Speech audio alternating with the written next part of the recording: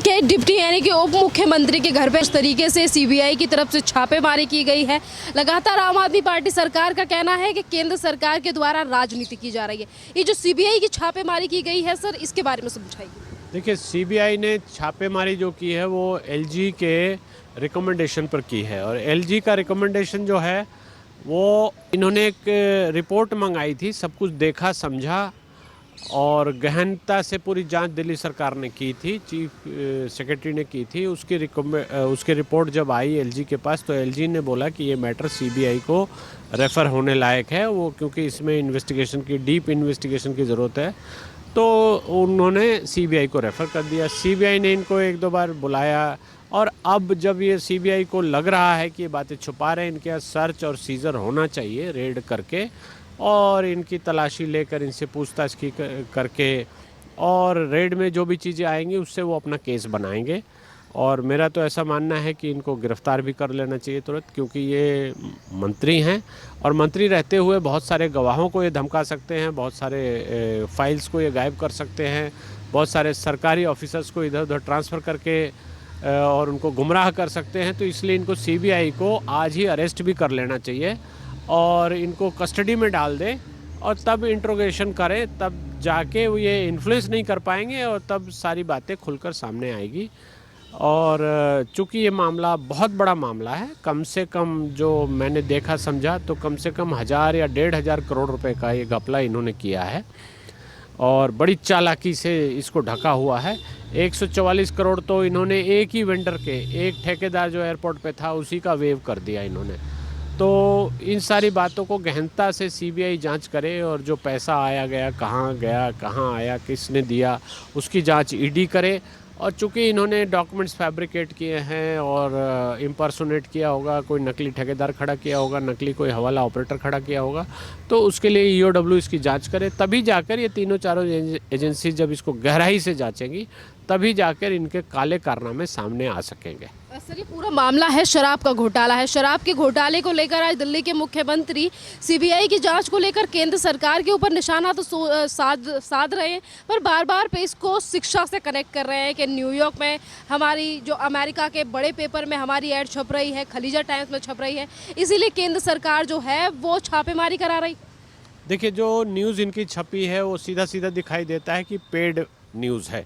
और New York time आपको पता है कि कैसे एंटी इंडिया स्टैंड लेता है, कैसे एंटी इंडिया चीज़ें छापता है।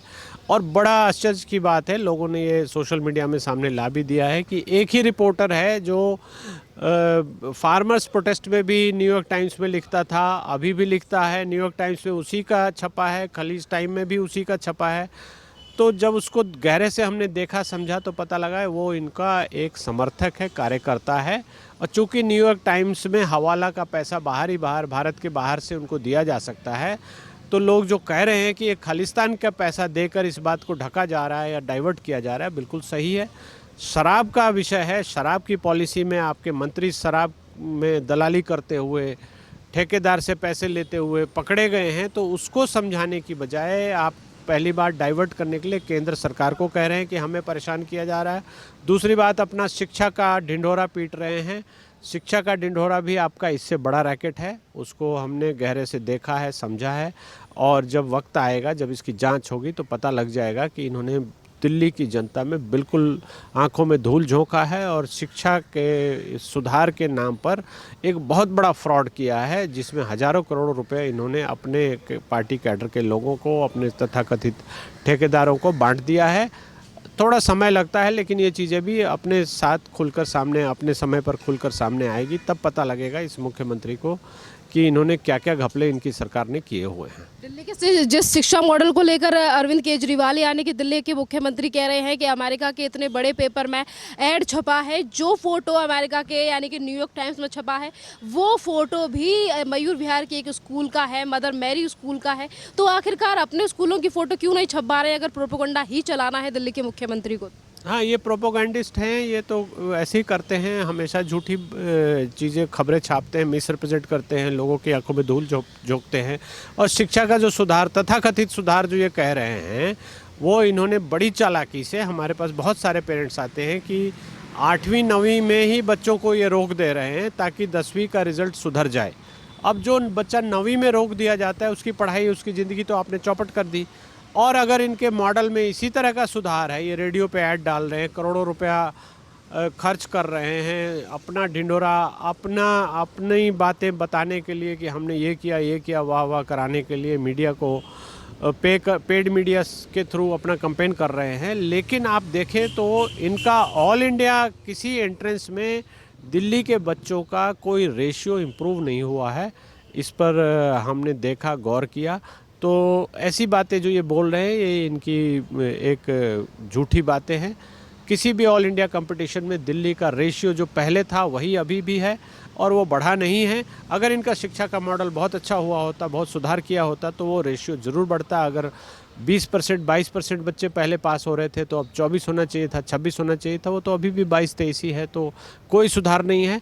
ये अपने स्टैटिस्टिक्स को मैनेज करके, चूँकि ये IRS ऑफिसर रहे हैं, इनके साथ इनके साथ जो चट्टे बट्टे जुटे हैं वो भी सब ऐसे ही मैनिपुलेटिव झूठे फरेबी लोग हैं। और जो सच्चे ईमानदार लोग थे उनको इन्होंने भगा दिया, किनारे कर दिया। और ये झूठे लोग मिलकर दिल्ली को कितना पागल बना रहे हैं और कितना पागल बनाएंगे ये अभी नहीं कहा जा सकता, लेकिन इन्हें खूब पागल बना रहे हैं। झूठे स्टैटिस्टिक्स देते हैं, आंकड़ों को फेरबदल करते हैं, इधर की बात उधर करते हैं। जब शराब में पकड़े जाते हैं तो शिक्षा की बात करते हैं, जब शिक्षा में पकड़े जाएंगे तो किसी और चीज़ की बात करेंगे। तो ये दिख रहा है और इनकी पोल पट्टी खुल चुकी है। दिल्ली की जनता को वोट देते हुए ये देखना पड़ेगा कि हमने कैसे धूर्त, कैसे मक्कार लोगों को अपनी सरकार सौंप दी है, जो दिल्ली के पैसे को, दिल्ली के सरकारी पैसे को, जो टैक्स का पैसा है, जो हमारा आपका सबका पैसा है, उस पैसे को हेरा फेरी से, दलाली में ये किस तरह से खा रहे हैं और उड़ा रहे हैं। इसलिए इसको रोकने के लिए ज़रूरी है कि इस पर दिल्ली की जनता बहुत बड़े प्रश्न चिन्ह खड़े करे। सर, एक तरफ अरविंद केजरीवाल की सरकार का हर नेता कहता है कि हमारी जो सरकार है वो कट्टर ईमानदार है। आज अगर CBI की तरफ से रेड डाली गई है तो उस रेड से घबराहट दिखाई दे रही है। सौरभ भारद्वाज अलग बयान दे रहे हैं, दिल्ली के मुख्यमंत्री अलग बयानबाजी कर रहे हैं। आखिरकार जब ईमानदार हैं तो CBI की रेडमारी से इतना डर क्यों है, जिस तरीके से सवेरे से ट्वीट के बाद ट्वीट और प्रेस कॉन्फ्रेंस की जा रही है? देखिए, चोर की दाढ़ी में तिनका होता है, सीधी सी बात है। प्रेस कॉन्फ्रेंस कर रहे हैं, पैनिक में हैं। इसके पहले से ही जब वो चीफ सेक्रेटरी की रिपोर्ट, चूँकि वो दिल्ली सरकार की रिपोर्ट थी तो वो इनको पता लग गई, इन्होंने मंगा कर उसको LG से कॉपी ले ली और उसको पढ़ के छाती पीटना शुरू कर दिया कि अब हमें फंसाया जाएगा। अरे आपको क्या फंसाया जाएगा? आपने तो दलाली का पैसा, गलत पैसा सब खाया है, आपके मंत्री ने इसमें पैसा चुराया है, जनता का पैसा चुराया है, तो आपको तो सज़ा होएगी ही, आप फंसेंगे ही। ये तो हमारे देश का कानून है कि आपको फंसना पड़ेगा, आपको जेल जाना पड़ेगा, आपका पैसा रिकवर होगा। जो हवाला से पैसा आपने ख़रीदा है, ED उसको, जो मकान ख़रीदा है आपने, जो प्रॉपर्टी ख़रीदी है, जो एसेट्स बनाए हैं, ED उसको अटैच भी करेगी और वो सब जनता के सामने आएगा। चूँकि इस समय बहुत समय लग जाता है इन सब चीज़ों को करने में, इसलिए ये इसका फ़ायदा उठा रहे हैं और लोगों की आंखों में धूल झोंकते हुए ऐसी बातें, कोरी बकवास की बातें कर रहे हैं, जो कि सीधा सीधा सबको दिखाई दे रहा है कि बिल्कुल झूठ बोल रहे हैं। इसलिए इनकी किसी भी बात को मानना बिल्कुल आवश्यकता नहीं है। और ये एकदम झूठे, फरेबी और मक्कार किस्म के लोग हैं जो हर बात को गुमराह करते हैं और सीधी सादी जनता को बिल्कुल मिसलीड करते हैं। चाहे फिर वो सत्येंद्र जैन हो जो कि दिल्ली के स्वास्थ्य मंत्री रह चुके हैं, जब उनके घर पे भी छापेमारी की गई थी, गिरफ्तारी की गई थी, तब भी यही कहा गया था कि ईमानदार सरकार को बदनाम करने का प्रोपेगेंडा चलाया जा रहा है केंद्र सरकार की तरफ से। केंद्रीय एजेंसी कोई भी जांच करती है, भ्रष्टाचार का पर्दाफाश होता है तो हमेशा उसको लेकर केंद्र सरकार पर क्यों निशाना साधा जाता है, जबकि बार बार और हर राजनीतिक पार्टी को पता है कि केंद्रीय एजेंसी जाँच अगर कर रही है तो वो निष्पक्ष है। ये बिल्कुल सही बात है। और ये ईमानदार लोग कहाँ के ईमानदार हैं? इन्होंने पहले एफिडेविट दिया कि हम कोई गाड़ी नहीं लेंगे, कोई बंगलो नहीं लेंगे, अब बंगलो ले लिया, बंगलों में करोड़ों का खर्च लगा लिया, 10-10, 8-8 AC चला रहे हैं, गाड़ियाँ ले के चला रहे हैं। तो ये कौन से ईमानदार लोग हैं? ये फरेबी लोग हैं जिन्होंने धोखे से सत्ता हथिया लिया है। और अब जब केंद्र सरकार की जाँच एजेंसी जो बिल्कुल स्वतंत्र है, CBI है, ED है और जो भी एजेंसीज़ हैं वो सब बिल्कुल स्वतंत्र हैं, बिल्कुल इंडिपेंडेंट हैं, उनके ऊपर केंद्र सरकार का कहीं से कोई इन्फ्लुएंस नहीं होता। और वो जब जांच कर रही हैं और इनकी तहे उठाकर इनकी सारी गड़बड़ियों को पकड़ रही है, तो ये ऐसी बातें, कोरी बकवास वाली बातें कर रहे हैं। ये बात सही है कि ये ईमानदार नहीं है, कहीं से ईमानदार नहीं है। मनीष सिसोदिया के घर पे अभी CBI की रेड चल रही है उनकी फाइल में 144 करोड़ रुपया उन्होंने एक ठेकेदार का माफ़ किया। इन्होंने पॉलिसी ऐसे टाइम पर चेंज की जब इनके लोगों को पता था, और कंपनीज बनाकर इन्होंने ठेके दिए और हजारों करोड़ों लोग की लूट की गई है। तो ये कौन से ईमानदार लोग हैं? ईमानदारी की परिभाषा इन्होंने कहाँ से पढ़ी है, कौन सी किताब से पढ़ी है? ये आम जनता को ये सामने आकर बताए। और ये फरेबी लोग हैं, झूठे लोग हैं, जो सिर्फ सत्ता को हथियाकर, मिसयूज़ करके, गलत प्रचार करके, दुष्प्रचार करके और अपनी गलती को ढकने के लिए दूसरे के ऊपर ब्लेम लगाने का खेल खेल रहे हैं। और ये कुछ नहीं कर रहे, और ये हमारे देश के लिए बहुत ही घातक किस्म के लोग हैं। बहुत बहुत धन्यवाद सर।